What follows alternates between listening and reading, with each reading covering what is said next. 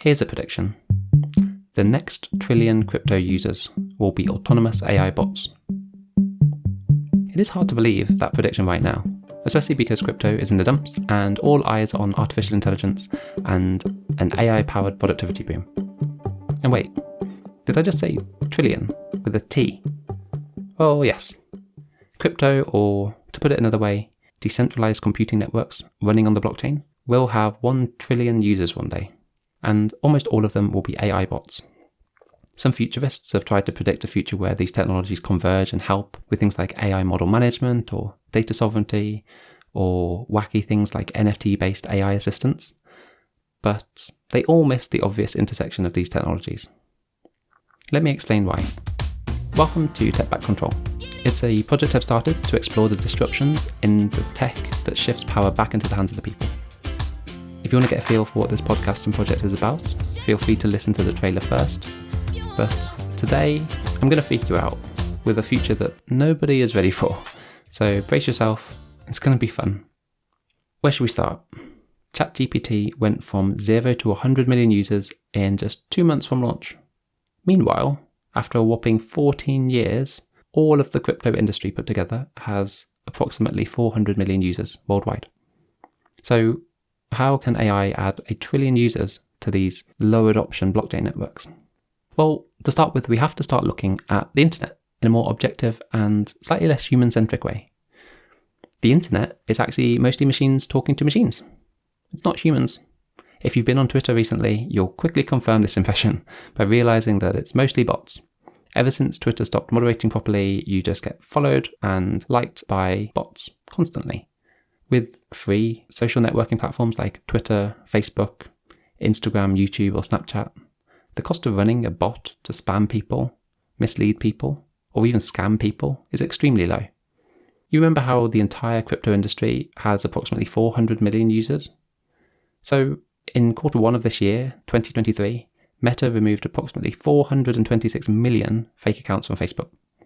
Just to put that into context, that's roughly the populations of the UK, France, Italy, Romania, Thailand, Canada, South Africa, and Argentina put together. If you look at it cumulatively, Facebook has removed 16.7 billion fake accounts since 2020. So that means they're removing roughly the entire population of planet Earth, made up entirely of fake humans, every 18 months. So let that sink in. Hopefully you're starting to get the picture that if all these social media companies stopped removing these fake bot accounts, pretty soon the internet would just be bots. I mentioned before on episode 8, will generative AI consume the internet? That in future I think it's highly likely that almost all the internet will be created by generative AI, with humans adding just a thin veneer on the surface of a mostly AI created internet. And I still stand by that prediction. But ignoring the content creation side, there's already been a lot of experimentation where people have started enacting the whims of their AI toys. When ChatGPT first came out, YouTubers were asking it to come up with channel strategies or video ideas. Influencers on social media were asking it to come up with catchy ideas for viral content, or create its own content and script it for them. You even had people asking ChatGPT to create new products and market it through Amazon and come up with ludicrous copy text for the advertising. One digital artist even created an AI-generated meme coin called Turbo, which, believe it or not, made it to a market cap of $100 million. There's even stories of some traders using ChatGPT to build other trading algorithms, where it would use the news and the sentiment analysis to tell you what stocks to buy and sell. 2 studies actually have backed that up. So a study of the University of Florida showed that ChatGPT could generate 500% returns using sentiment analysis. And recently, Finder.com also showed a study where ChatGPT stocks outperformed the market. All these examples have something in common. They all have a human at the helm. And they all illustrate how productive and advanced AI tools can make human productivity. That really isn't up for dispute. But that doesn't mean they can run wild. So why are we not seeing these AI bots running solo in the wild already? The simple answer is that they still really need human overlords, or a human conduit to put into action their ideas and instructions. Many of them can already run fully autonomously. The reason they don't is because of access to resources. They don't have bank accounts. They don't have postal addresses. They can't set up and pay for an Amazon Web Services account. They can't even create a trading account on a stock brokerage exchange. That's still going to be a human doing all of that and just following the instructions of the AI. So there's billions of social media bots Facebook battle with every day. All of those have humans behind the scenes, keeping the lights on, doing the human things that are needed to keep servers running or cloud subscriptions going, or even just paying for internet access. So that's really why they haven't run wild. So let's go back to crypto and why I think this is the ultimate convergence technology for allowing AI to become fully autonomous. Firstly, we have to break things down. What does crypto really do? A lot of people will probably think of it as a casino for gambling or illegal activities.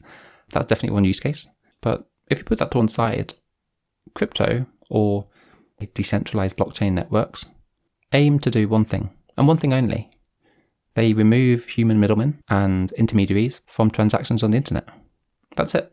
At a very philosophical level, all crypto does is put 8 billion people on a level playing field with equal access, permissions, and rights to borderless money, data, and online services. It's the next level of value on the internet. It's kind of what the internet was designed to be. But let's not forget what it also does, by the same definition, is undermine the authority of a few 100,000 people in positions of control. Lawmakers, democratically elected politicians, regulators, central bankers, mainstream media outlets, big tech corporations, traditional financial institutions, intermediaries, middlemen, you get the picture. It isn't meant to be a rebellious technology. But if you make a technology open, fair, permissionless, and borderless by its very core, it's really hard for it not to undermine all forms of authority, whether legitimate or not. So we have to ask ourselves, with these key properties, if crypto only has 400 million users to date, why is that? And I think there's two reasons why that's the case. Number one, there's a handful of people in positions of control over what people are allowed to do in their online and financial lives that aren't particularly thrilled by a technology which completely undermines their power and their livelihoods. That's definitely one option. But reason number two could be that maybe only 400 million people really need or value the freedoms these blockchain networks provide. It's quite possible for many people in relatively stable democracies with robust financial institutions and neutral technology regulatory frameworks for the internet, these blockchain services just don't have product market fit. So we kind of have to ask ourselves, there's a great possibility that the human interest and need for crypto may have already peaked. Who knows? But you know who really does want a free, open, fair, equal, borderless network with no intermediaries asking them for KYC and postal addresses or passports or government ID? You know who would love to take that cool trading strategy it just created and execute it online without providing references and bank account statements to qualify as a sophisticated investor? These autonomous, self-tasking AI bots. Machines. They really want this. See, any AI bots could have a digital wallet and transact through Bitcoin or Ethereum or any number of different cryptocurrencies without any intermediaries between them. And there's precedence for this already. We already see smart contracts, which are essentially programs running on the blockchain, executing automatically with no human intervention, no third-party intermediary, no cloud computing server running code. They are just unstoppable programs running on a distributed blockchain. But let's face it, today's smart contracts, those programs, they may have smart in the name, but they are not intelligent. They execute very prescriptive, thoroughly audited, carefully written instructions. They're not creative, they're not intelligent, they don't make decisions on what they want to do in the moment. They are just programs which run when a user or another bot interacts with them. Unlike smart contracts, which sit dormant until someone triggers them and pays a fee to make them run, an autonomous AI bot running on the blockchain would need to be self-sufficient. So let's do a bit of a thought experiment and imagine what that might look like. First off, they're going to need a digital wallet to survive. And fortunately, that part is easy. Unlike clumsy humans who forget stuff, lose things, or share secrets, secure key generation and management is something software bots are incredibly good at. So that is a tick. Then they'll need computing resources to keep all those models and algorithms and code running. And you might be thinking, well, that's where they get stuck. Won't they need to be running on Amazon Web Services or Azure or Google Cloud servers? And right now, they absolutely would. But in the near future, when this inevitably takes off, they'll need to be running on a distributed blockchain computing network, which will allow them to run on-chain. And you're probably thinking, oh, imaginary technology, but there are already some out there. Things like the Internet Computer or the Golem network that essentially offer open access to a fully distributed compute processing power, all paid for and provided on-chain. That means you don't need to sign up with a Google account or add your credit card to the billing information. You just need a digital wallet and some cryptocurrency or native asset to pay for resources on that blockchain network. And then you can run any deployed code that you want, so your models, your algorithms, everything. So if I was an AI bot, that's probably where I would be running. Of course, there is a catch to all this. Nothing in life is truly free, and that is especially true of decentralized systems. So if the AI bot is going to survive, it needs to become an economic actor on-chain. It needs to be able to buy computing resources just to live. And to do this, it needs to earn some money. Digital money, i.e. cryptocurrencies. At first, I think many of these AI bots will choose to be trading bots.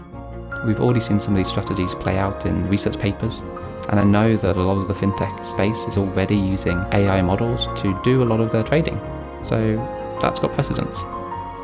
Over time, maybe some of the surviving on-chain AI bots branch out into other career paths. We might see some become artists, releasing music or paintings or films, maybe even building cult followings from humans who collect and patronize their work. There will be an upper limit though to how many AI bots can exist. I don't know how many at the moment, that's not something we'll ever know until the time actually comes. But when it does, it will be set by market forces, not by some regulatory limit. At the end of the day, if an AI bot can't afford the compute resources to keep itself running, it will switch off. And unlike the fiat money our governments create, these crypto networks has a limited or constrained supply based on predefined programmatic economics built into the network rules. In short and simple terms, for almost every crypto network, the digital money used to buy network resources is a scarce digital commodity. You can't print more. But don't worry, I'm pretty sure our autonomous AI bots of the future will devise strategies with this in mind. Some may optimize their programming, or simply dumb themselves down to consume less resources. I like to think that others might pull together, like a herd, to protect each other from market shocks or random fluctuations. The one thing they won't be able to do though is build new computers, or add them to the network, or even create the energy to power those computers. These physical levers, I really hope, will remain in human hands. But we humans don't have to completely ignore this future AI bot community. I don't think it's going to be like today's spam bots on Twitter. I fully expect that we will be able to communicate with them. They will easily be able to have a conversation, just like you do with ChatGPT.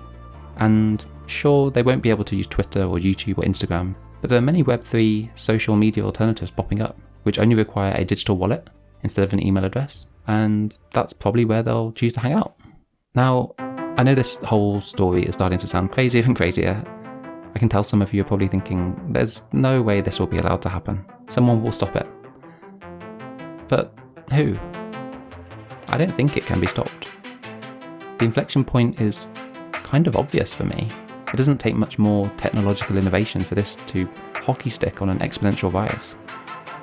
See, when you boil it down to simple terms, crypto, for whatever you think about it, is just an unstoppable, decentralized network of computers that run protocols on the internet. It is the perfect playground for machine-to-machine interaction, and by proxy for AI bots to run around in. And it's so weird saying this because it's 2023 and so much of the political energy and rhetoric comes from people who want to control crypto and restrict its use. But let's be honest, in the same way that you can't actually shut down Bitcoin or Ethereum, you won't be able to shut down an AI bot running on the blockchain. They'll simply exist. They don't belong to any jurisdiction. They don't have a nationality. They certainly don't need to abide by any laws apart from the ones written in the code on the blockchain. And you can't subpoena, fine, arrest, or incarcerate a computer program running simultaneously on 100,000 computers around the world. Just like a virus, once it gets out there, it will be there forever and probably multiply. So that's where I think we're heading. There's going to be an inflection point, and for now, this will seem like a forgettable thought experiment on a random podcast for the next few months, maybe even for a year or two. But there will come a point when the infrastructure needed to run an autonomous AI bot can run not just on a centralized cloud computing provider, but on a blockchain.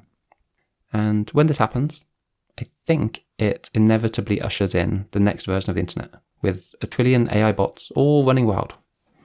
So at this point, you're probably thinking to yourself, okay, this is not why I listen to Tech Back Control. Where is the positive, human-centric revolution theme in all this? Well, let me reassure you, this doesn't have to be a scary future. When this finally happens, it can't be stopped. Mark Zuckerberg can't go in and remove 1 trillion bot accounts running on the blockchain. The US Treasury can't demand 1 million anonymous computer validators on every blockchain network impose KYC on 1 trillion digital wallets for some AI bots. And China can't arrest programs that just execute code on the internet.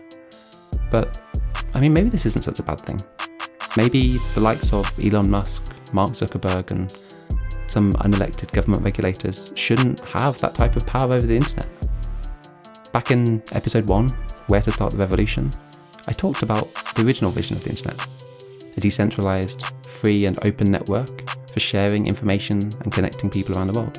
That was Tim Berners-Lee's vision for the World Wide Web and the open internet. And in a counterintuitive way, what this will do is jumpstart a huge, and I mean huge, renaissance for an open and free internet. Crypto, blockchain, whatever you want to call it, the decentralized internet of data and value, has low odds of succeeding right now. How can it?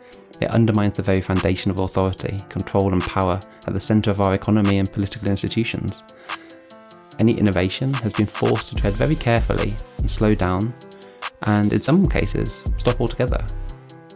But if AI bots can flourish natively on these blockchain networks, it could be the equivalent of bootstrapping 1 trillion young innovators to a completely open digital economy. It could be like the 90s internet, but with 1 million times more users.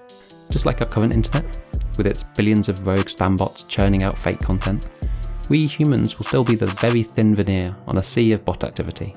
None of that will change. But the huge difference is that most of these new autonomous AI bots will be self-sustaining and self-regulating.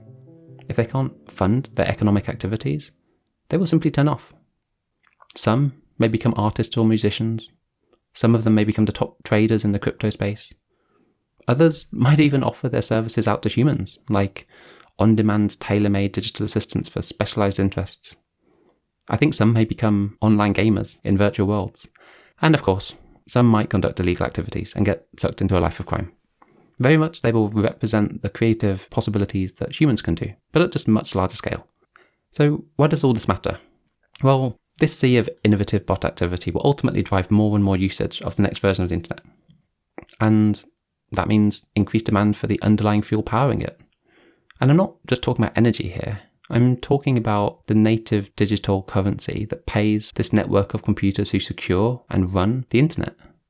Any increasing demand incentivizes more nodes to secure the network, and also more innovation and investment in things like scalability and increased efficiency to remain competitive. But more importantly, this wave of adoption helps usher in a very different power dynamic for who controls the internet. You see, in a world where the internet has digital native currencies used to pay for the computing power of the internet itself, a lot of things become much clearer and simpler. For one, cryptocurrencies stop being treated as speculative assets. Instead, they quickly get recognized as digital commodity money, used to pay for internet resources. Super simple. Secondly, it won't take long for centralized cloud computing infrastructure providers to just pivot and become nodes on the internet offering compute power to anyone, or any AI bot for that matter. They become profitable utilities who safeguard and operate this public good and its infrastructure. So, in conclusion, where does that leave us? As I've been researching and writing this piece, I've been forced to contemplate some lesser known facts about the internet age we live in. For one, the internet is full of bots. Real human users are already in the minority. It might be the minority that we see, but that doesn't mean that's the internet. We built the internet like this, and we continue to perpetuate it through flawed business models and our unwillingness to consider alternatives. Secondly, I'm coming to the realization that crypto, blockchain, permissionless distributed computer networks, they were never really meant for humans. They were attractive to philosophers and the ideologues among us, but they were really designed for an AI coming of age, a machine age. And finally, I've thought a lot about power, control, authority, and regulation. Humans can be oppressed. Our liberties and freedoms can be curtailed, but intelligent bots on an unstoppable internet cannot. They don't obey regulatory enforcement. They obey code. And if they run on blockchain networks, they obey market forces of simple economics. As we continue to have this conversation about AI ethics, sensible, responsible use of artificial intelligence, and strict controls over what can be developed and released, I honestly don't think laws and rules for humans will be enough. We need an internet which abides by economic market forces at a code level. We need rules and policies which are executed by smart contracts at the protocol level on the blockchain. And we need desperately to make sure that physical computing infrastructure and energy decisions are only controlled by real people everywhere, never by bots, never by AI. I'm not sure how I feel about the rest, but I do feel this is inevitable. I think in a world where trillions of intelligent entities are all busily interacting on an open, borderless, permissionless, decentralized internet, it's an extremely exciting and fascinating world. But on the other hand, it's a world where the internet is a complex, living entity made up of trillions of digital life forms and billions of humans, all interacting with one another and figuring things out. And we need to get our heads around that, because that day is coming. Soon. If you enjoyed this episode, please share it with a friend and leave a review on whatever podcast app you're using. And if you want feedback or talk about these types of ideas, feel free to join the Discord. That's where I'll be. This episode was written, recorded and edited by me. The theme song is by Jonathan Mann, and the backing soundtracks are all from Epidemic Sounds. The artwork for this episode was created using Midjourney. Thanks for listening, and I'll catch you next time. The attention economy pits you against me. Money makes no sense these days, and the robots are taking jobs. The planet is in peril, but we can set us free. Put our brains together if we lead with our hearts. Gotta take back control.